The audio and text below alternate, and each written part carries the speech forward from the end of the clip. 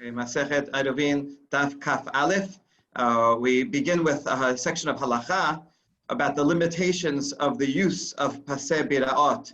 These brackets around the well can only be used in very specific circumstances. And then, because of a name link, we go into a lengthy section of Agadah. The Agadah focuses on the value of Torah Shebe'al Peh and the enactments of the sages, which is not only a name link, but also because Eruvin is all D'Rabbanan. We're going to see the Talmud is going to attribute it to Shlomo HaMelech. So therefore, emphasizing the significance of rabbinic decrees along with Deoraita laws. And so we begin with Amar Rabbi Yitzchak about Adah. Lo tiru paseh biraot ella le'oleh regalim bilvad. That these the brackets around a well can be used only by those who are making a pilgrimage 3 times a year to Israel. These are a special enactment for them to make their travel easier. Cannot be used in general by other people at other times. So it's very specific.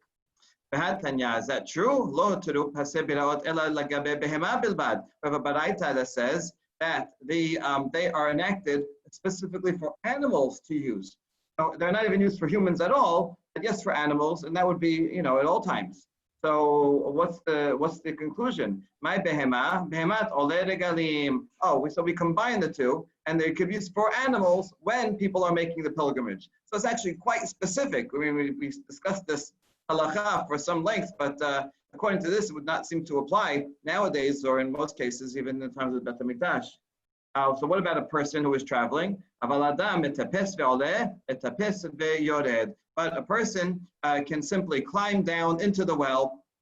I mean, it's not so easy to do, but I don't know if there's a ladder or he has to, James Bond his way down, and then he can drink there and he can come back up, whereas an animal cannot do that. So since a person has another way, I mean, the problem is with the well is you can't carry from the well outside. The well itself is a reshut yachid, but if you're in the well, then it's just, that's perfectly fine. All right, so right now, it's a very, very limited application of this law of well brackets.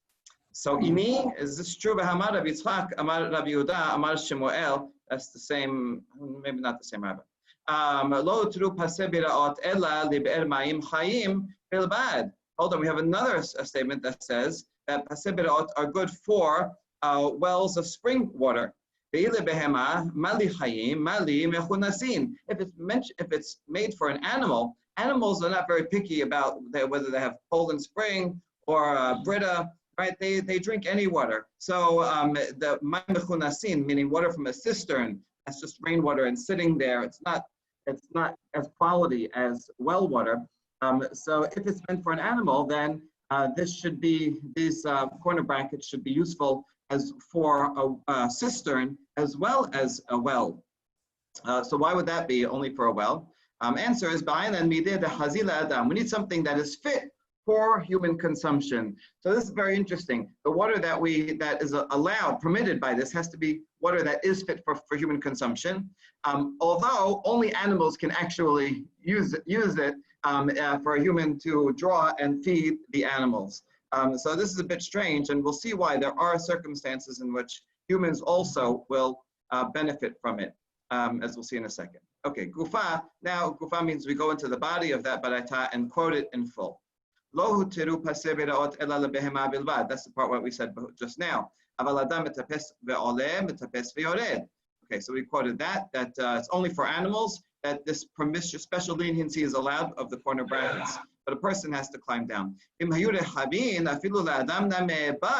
if the well is very wide and it's impossible to use your hands and feet to get down there because it's too wide, then a person is allowed to draw the water up and drink it, drink it in the street area.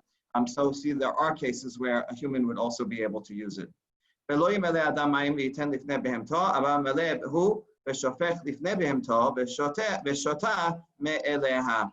this section of the baraita in the previous stuff.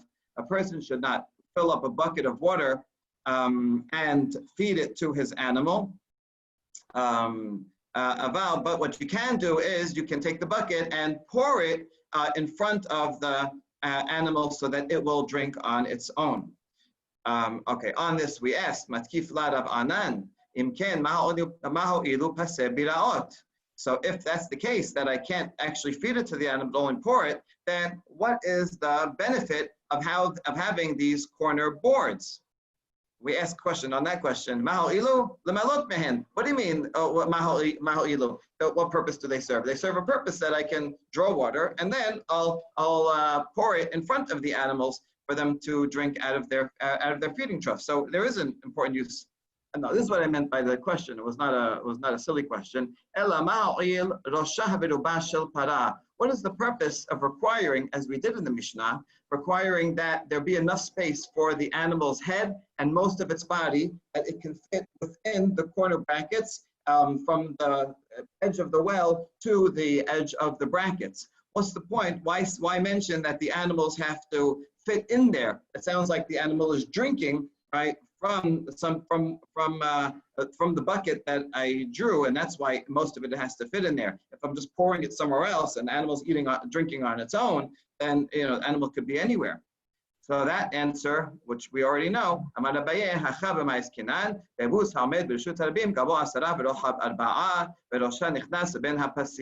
that is the setup that we had. We mentioned last time, where it's a right interesting setup. We have the paseh biraot, the corner brackets are here in the middle of the street, but there's space, and then there's a reshut hayachid, and the animals are actually in the reshut hayachid, but their feeding trough is itself a reshut hayachid because it's high and it reaches in. So what I'm allowed to do is the shepherd, this farmer, is allowed to draw water, pour it into here, and then the animal will drink on its own. And that is what is talking about, that you shouldn't hold the bucket for the animal. Let's say the animal came in here, you shouldn't hold the bucket, but rather pour it in. But that's a special case. In the general case, if you didn't have this whole setup and the animal was actually in here, the space with you, then in that case, it would be fine to feed the animal directly, hold the bucket so that the animal could drink. And that's why you need most of the animal to be inside, so that it won't move out, and then you'll end up carrying the bucket outside following the animal. Okay, good. So that concludes that section. And now we learn about another leniency, a very interesting leniency that one can use in order to carry for some distance. And this is called burganin. We'll see this word in a second. Burganin, it's a very interesting word. It comes from German, like Berg, right? Like Johannesburg, which means a city. This word somehow made it into Latin and Greek, probably because there was a border between the Roman Empire and the German Empire back there. And so the soldiers on the border learned the word Berg. It made it into Latin, made it from Latin into Greek, and from Greek, it made it into Hebrew, into Rabbinic Hebrew. So burganin refers to not a city, but rather a watchtower that would be on the outskirts of a city. It might be made out of brick, for soldiers like this, or it might be just a flimsy tent that would be used for watchmen to watch fields, to scare away animals and birds from the fields. So here's the special leniency.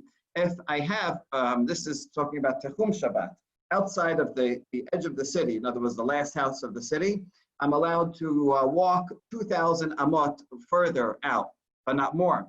However, if beyond that, I have these towers, and these towers are about 70 amot apart, then I can rely on those. And if I have a string of them that go from one city to the next, each one less than 70 and 2/3 amma apart, then I can walk even outside the main part of the city for as long as there are these tent setups, these burganin. Okay, so that's the halacha that we're about to see. Amar Rav Yirmiyah bar Abba, Amar Rav, en burganin beBavel. Okay, I just taught you about how the burganin work, but now we already see a limitation. The burganin only work in Eretz Yisrael, but you cannot use them in Bavel. We'll see why. And the paseh biraot, the corner brackets, that special leniency for wells, that cannot be used in Chutz La'aretz. In other words, they can be used in Eretz Yisrael and Bavel. Eretz Yisrael is the highest holiness. Bavel, for some halachot, is like part of Eretz Yisrael. So it's like lower level, and after that is all other lands. So Paseh Biraot, you can use in Eretz Yisrael, or both you can use Eretz Yisrael. The corner brackets only in Bavel, in Eretz Yisrael and Bavel, but not in Chutz La'aretz. Okay, so let's see why. Urganin beBavel lo, the Shriche Bidke. In Mesopotamia and Bavel, there are a lot of floods, and the floods wipe away. It wouldn't wipe away a structure like this, but it's assuming more flimsy structures that farmers would use. And since they're so temporary that they get wiped away by the regular flooding, so they're not considered stable enough to act in this way so that you could carry from one to the next outside the city. So that's why it only works in Eretz Yisrael. Paseh biraot bechutz la'aretz lo delo shechiche metibata. Paseh biraot, the corners around the well, cannot be used outside of the land of Israel because there are no yeshivot. So what it's saying is something added to what the previous section of the sugya. Beforehand we said this can only be used by people going on pilgrimage, and even then only by their animals, unless it's very wide, and then a human being can go down there. But that would mean that it would be completely out of date now that there's no Bet HaMikdash and we're not going on pilgrimage. But what this Gemara adds is, if you are going to study in the yeshiva on Shabbat, and you live in one place, or you're in the morning you study in one place, and you're going for purposes of a mitzvah to go and study in another yeshiva, and on the road is a long road, and you get thirsty, then you are allowed to draw from the wells that have the corner brackets. I think that's really fascinating, because this is yet another example, and you can make a list, you'll have a long list, of places where a Bet Midrash replaces, in some aspects, the Bet HaMikdash. Right, the holiness of the Bet HaMikdash now becomes in a miniature form, effectively similar to the Bet Midrash, and so the same leniency that we had beforehand to go to Bet HaMikdash, now we apply to the Bet HaMidrash. Okay, so in Paseh Biraot, outside of the land of Israel, you can't use because there are no the yeshivot. There are lots of yeshivot in Eretz Yisrael, but not outside in other lands. Aval ippecha abdinan. However, the opposite you can do. In other words, the laws of huts outside of Israel we can do because there are no floods there, and the boards around the well you can use in Bavel because there are yeshivot there. So these are only very specific limitations. Okay, all that we just said has another version. Ikadamre, Amarav Yirmiyah bar Abba Amarav, and Burganinu Paseh Biraot lo beBavel, velo bechutz la'aretz. You cannot use either leniency, not these huts and not the corner brackets. You can only use them in Eretz Yisrael. None of them can be used in Bavel, and they cannot be used in Eretz Yisrael. Okay, so this one is much more limited, much more prohibitive. Why? You can't use the corner, the huts in Bavel because there are floods and they wipe them away. And outside the land of Israel and outside Bavel, you also can't use them because there are thieves, and the thieves come and they rob the huts. And so therefore they're too temporary. They're not even considered dwellings because they get robbed all the time. So you can't use them. And the Paseh Biraot beBavel teshiche maya. You can't use the corner beads to draw water from a well in Bavel because there's lots of water. There's always rivers and lakes and other things, and there's always water available. So therefore there's no need to draw water from the wells. And in Chutz La'aretz, in agreement with them before, there are no yeshivot, and so therefore, since this leniency is only to go to a yeshiva, you cannot use it outside out in other lands besides outside of Israel. Okay, good. So now one question on that about a certain case. Amale Rav Chisda lemare bered de Rav Huna bered de Rav Yirmiyah bar Abba. Remember this name, Rav Chisda, because he's going to be the subject of that. He's going to say the Agadot as well. Amri atetu mi barnish Daniel. He goes to his colleague and says, I heard that you walk from this place, Barnish, to the synagogue of Daniel, right? Someplace in Bavel that had a tradition that was where Daniel prayed. And this is, they're far from each other. And that's three parseh. Peras is a Persian distance. It's probably comes from the Greek word parsang, and it turns out to be one parsa is 4 mil, so about 8 miles, much more than Tehum Shabbat. So how are you allowed to go from outside one city all the way to the other city on Shabbat? Amai samchitu aburganin ha'amar abu da'abu mishemeh derab and burganin bebavel. Right, your father's father, same name of Rav. That's the statement we just quoted. That you cannot use the leniency of huts in Bavel, right? Because they are flooding and they fall down. So had you allow yourself to go outside of Tehum Shabbat? So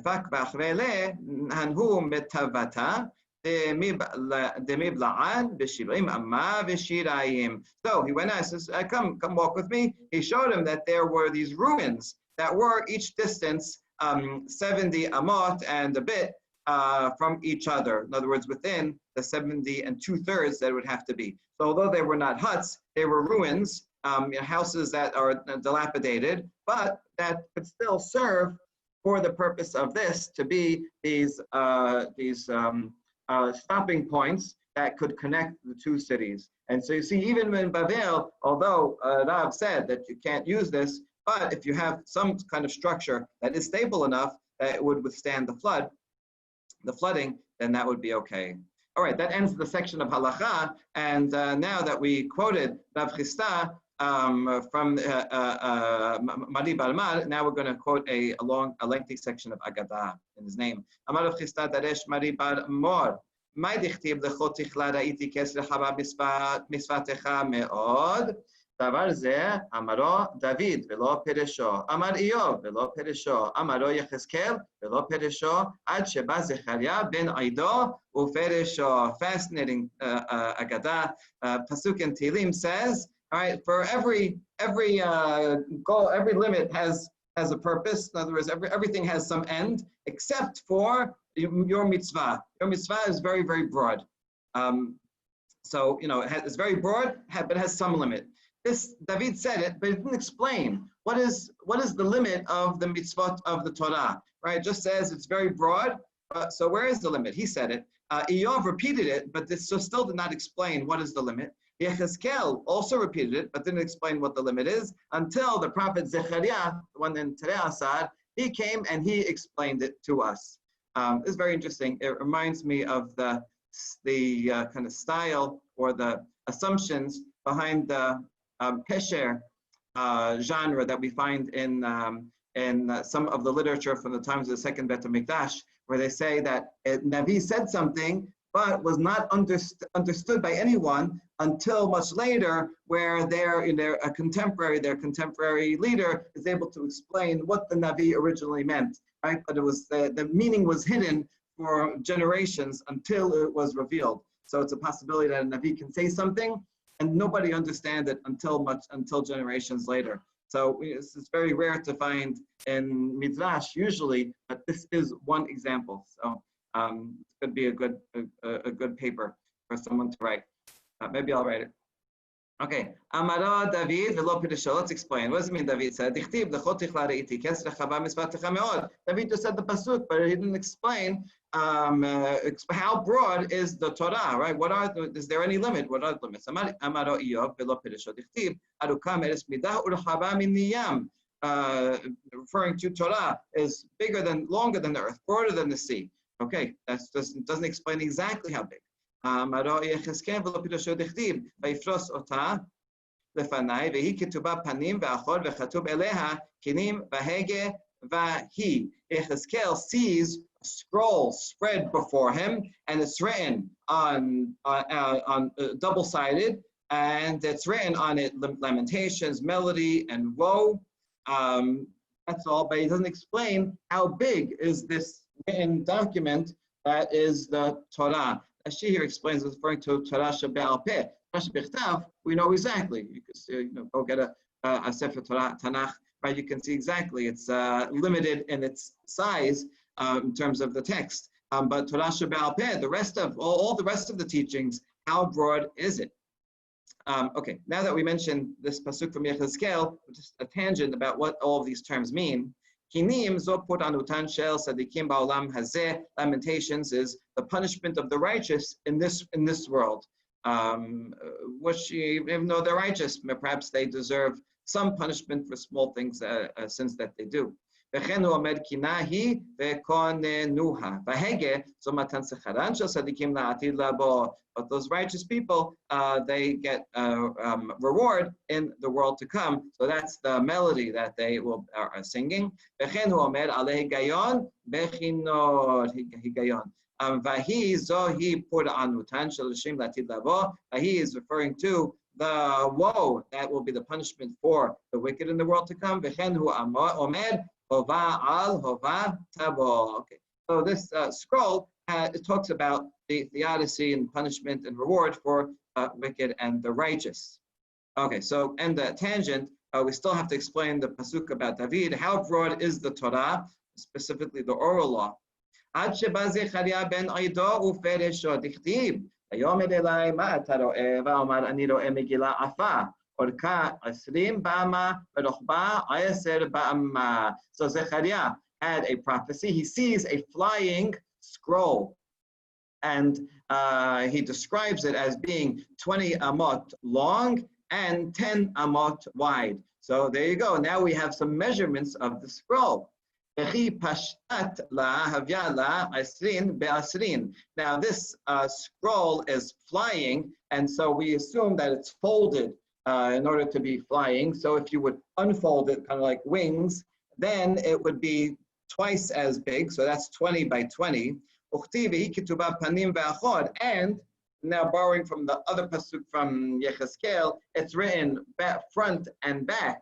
So if you would peel apart the two, parchment is thick, and if you peel apart the two sides of it and to reveal the writings that are on both sides, then it would be double that.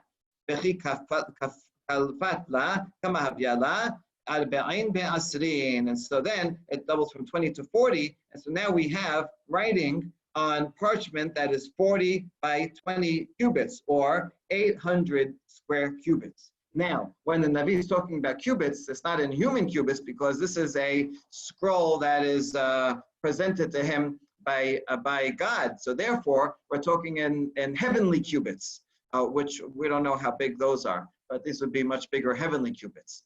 Okay, so with that in mind, now we have some measurement to go by, where we can use that, figure out just how big that might be. Pasuk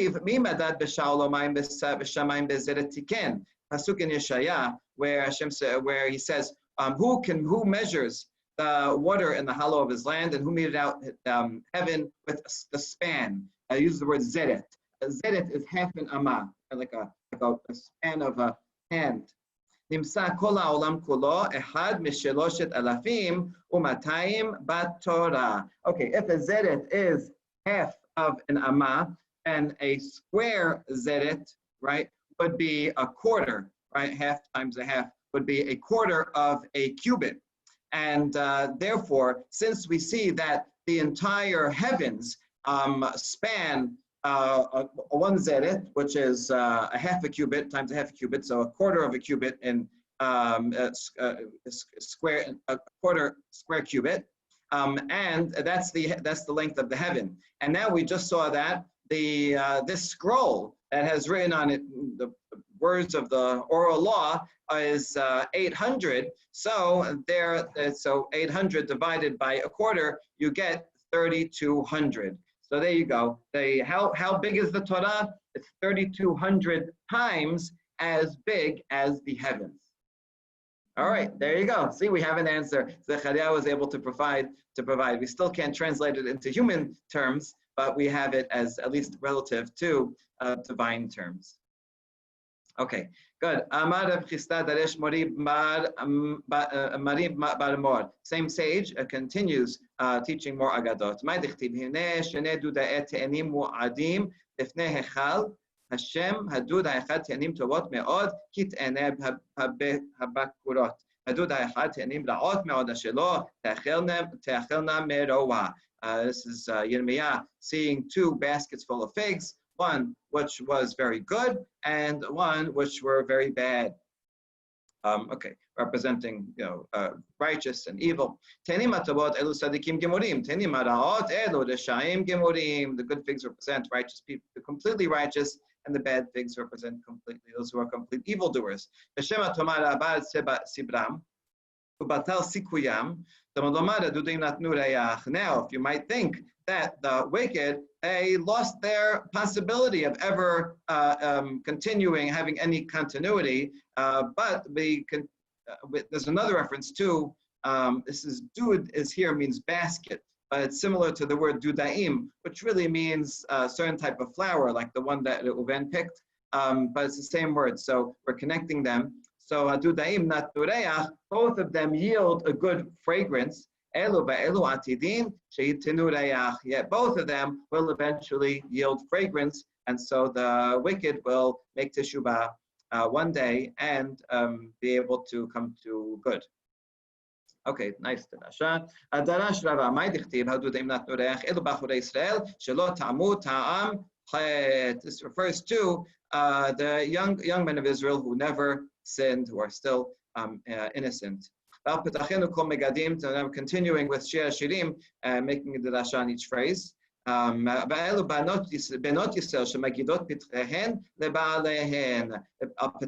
Their openings. So this refers to the daughters of Israel who tell their husbands when is they're on off times and when they're on times, so that they will always act properly. Or another interpretation, that they bind up their passageways so that they never have relations with others, but rather only with their husbands. Good. Next phrase, Hadashim gam yeshanim, dodi safanti lach. Of course, all these are from Shir Shirim, and as we know, Shir Shirim is one big allegory between the relationship between Hakadosh Baruch Hu and Bnei Israel. So it makes sense that now we're applying that methodology to each phrase. So new and old, I have saved for you. Amra knesset Yisrael fnei Hakadosh Baruch Hu ribono shel olam harbe gezerot gazarti al atzmi yoter mima shegazarta alai v'kiyamtim. And so now, continuing on the theme of the oral law and mitzvot that are midrabanan, so Israel turns to Ribono Shel Olam and says, although God, you commanded us many decrees in the Torah, we have added even more than that, right? The gezerot, all of the rabbinic laws that are added upon them are even more. In other words, this is how much we fulfill all of them, both the ones that you gave us and the ones that we added. And that is a testament to our love and devotion.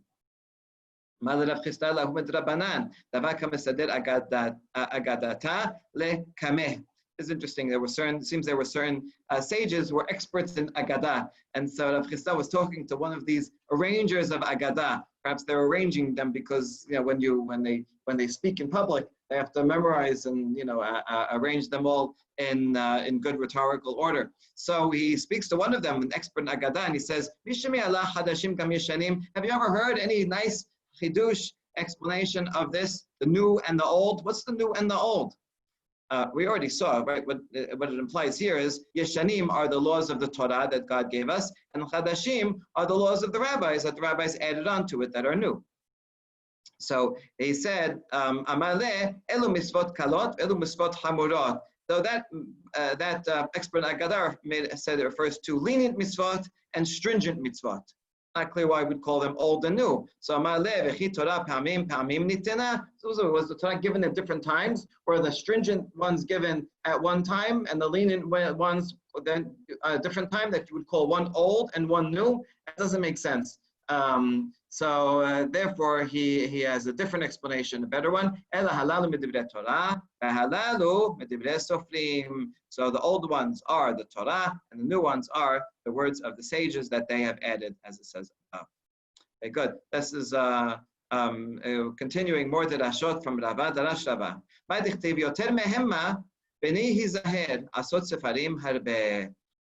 So in Kohelet, Pasuk says, don't be careful of making many books, right? There's no end to books, and there's no point. This Pasuk sometimes refers to adding more books of Tanakh, that you're not allowed to add any more books, right? That's it, that's 24.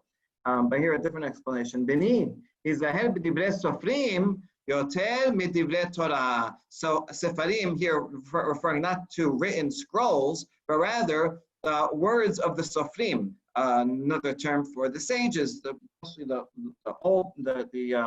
early sages. So be careful making, right, many rabbinic decrees is how he's interpreting it. Sorry, not be careful making them. Be careful in fulfilling rabbinic decrees, even more than you're careful and regarding words of the Torah. Right, what an amazing thing to say. Usually we'd say, okay, be careful for Torah. Those are the most stringent, the most important. And then also be careful of the Rabbanan. He says, no, the opposite. Why? Because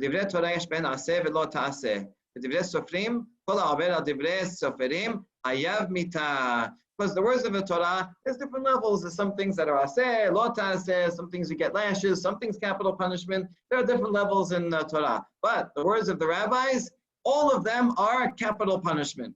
Okay, obviously it doesn't mean literally, because a court would not give capital punishment for rabbinic laws, but he means that you have to be very careful with them, and there are other cases where it says, a snake should bite him, things like that. So these are fences, these are guidelines, and so therefore this Agadah, the whole point of the Agadah is don't take rabbinic laws lightly because they're not in the Torah, but rather they need to be overemphasized.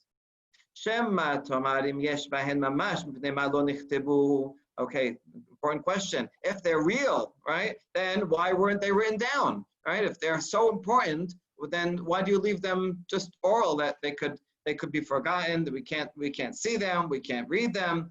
Why not write them down? Making there is no end, meaning you cannot put it all in writing. And this connects with the beginning of the Derasha, that the oral law is so large, almost infinite, that it cannot be contained in one book of writing. We'll see how long it just is going to take to do Daf Yomi, and that's only one Talmud, besides all the other Midrashim and Agadot and explanations. So therefore, to put it down in writing would be a limitation, and it cannot be limited in such a way. Okay, good. So let's see what this means, that much study is weariness of the flesh, also from Kohelet. It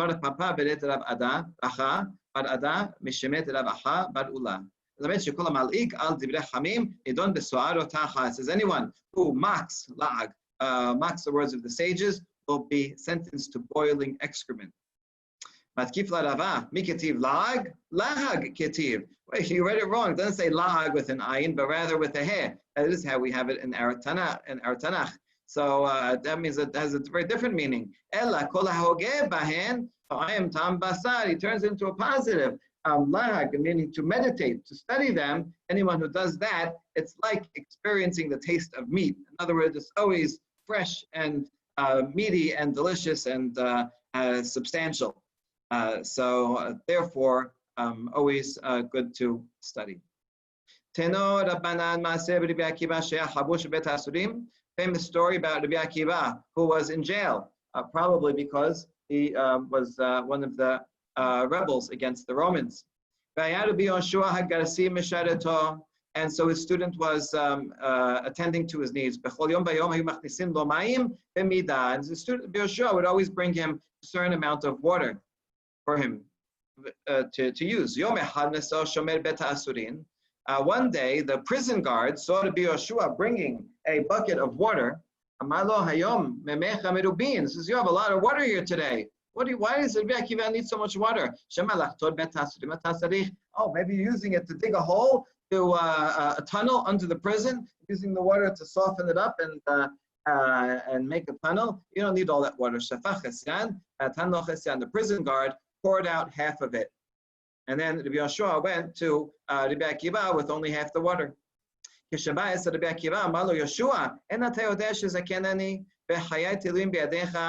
Akiva sees that there's only half the water there. He says, my life depends on you, on bringing me everything I need. And there's only a little bit of water here. Rabbi Yoshua says, this is what happened. I had a lot of water. The guard came and he wouldn't let me. He poured half of it out. He says, I get a little more water because I have to do Netilat Yadayim before I could eat the food. So what do you mean washing hands? You barely have enough water just to drink. So you know, this would be a case where it's kind of extenuating circumstances. And why are you worried about doing the Netilat Yadayim at a time when you barely have water to drink? So Rabbi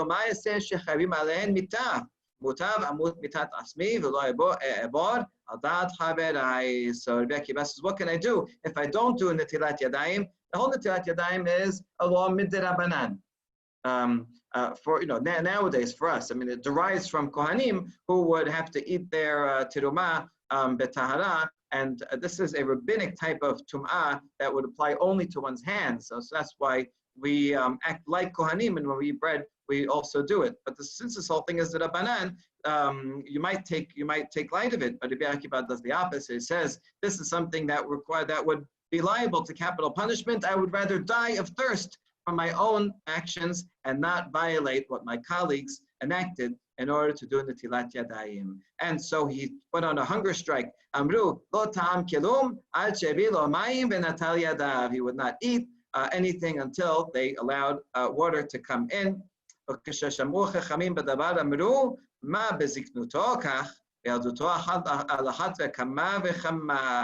this is an old age, he was already weaker, and you see how strong he is, so all the more so in his youth. You can imagine how meticulous he was in mitzvot and how obstinate to break through any barriers that might be in his way. And even difficult circumstances in jail, so if he was free, all the more so you can imagine how far he would go to fulfill all the mitzvot, including and especially those of the sages. Good. Amar Rav Yehuda Amar Shemuel B'shah shetiken Shlomo Eruvin u'netilat yadayim yasa bat kol v'amera beni im chacham libecha yismach libi gam ani. When Shlomo instituted Eruv and Netilat Yadayim. It was interesting. This is, I mean, it's already assuming that you know it. A heavenly voice came out and said, right, fantastic, right? You should be happy with what you did. So this is the two topics we just mentioned, Netilat Yadayim and Eruvin is the huge topic we're dealing with now. And both of these topics were subject to controversy from other groups of Jews, as we'll see in the Mishnah will come up. Sadducees and others that did not follow the entire law of Eruvin, and there were always some people who made light of Netilat Yadayim, and so this is coming to say the opposite. Not only is this a rabbinic decree, but attributing it all the way back to Shlomo HaMelech, saying this is something very ancient. And point is something that we should take with great seriousness. Going back to Rava and continuing his explanation of Shir HaShirim.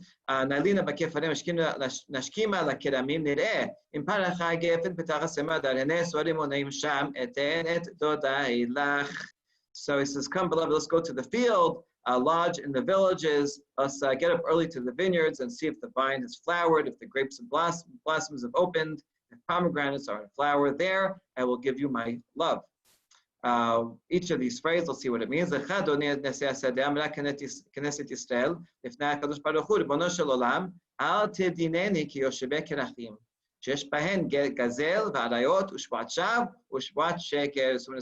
let us go to the field, it's Bnei Yisrael are talking to God and say, God, please treat us not like those who dwell in cities. Large cities were known for their corruption and robbery and immorality. And so we go out to the field. I think they're picking up on something that I think was the reality, and even in the Torah is always praising, is always denigrating large cities like Migdal Bavel, and everybody crowding into one place ends up with evil things. And so going out into the field represents going out into a place of morality. Go out into the field, that refers to sages who study Torah even though they are in poverty and distress. To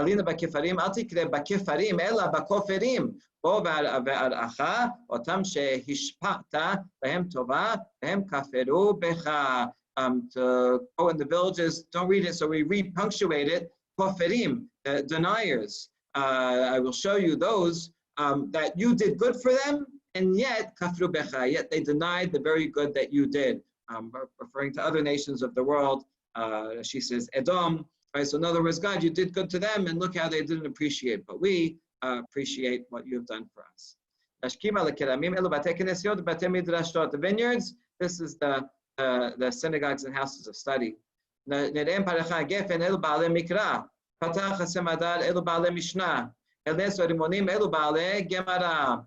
so each of these phrases, these different flowers and the blooming, refers to those who study. This is each one, level, the basic level, studying Mikra, studying Tanakh, and then studying Mishnah, and finally those who are studying Gemara. Of course, the word Gemara, when it appears in the Gemara, cannot refer to the Talmud Bavli as we have it, because it wasn't finished yet. So therefore, Gemara actually refers to the methodology of study, which is taking the various cases that are mentioned in the Mishnah and Talmudic sources and analyzing them, comparing them, and developing new explanations and derivations from them. That's all Gemara, using logic and reason to do that.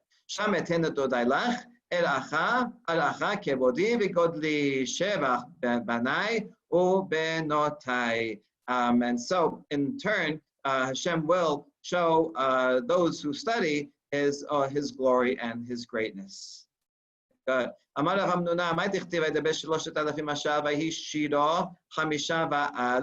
regarding Shlomo that he had 3,000 proverbs and he had 1,005 poems.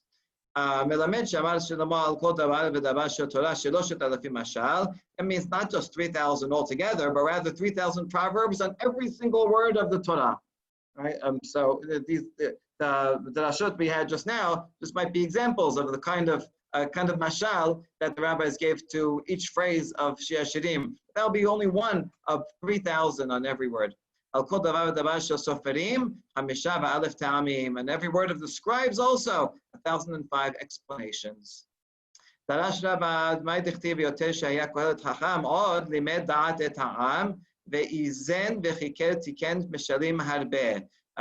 Continuing Kohelet, assuming he is Shlomo HaMelech, that he taught people knowledge and weighed and sought out, set in order many proverbs. This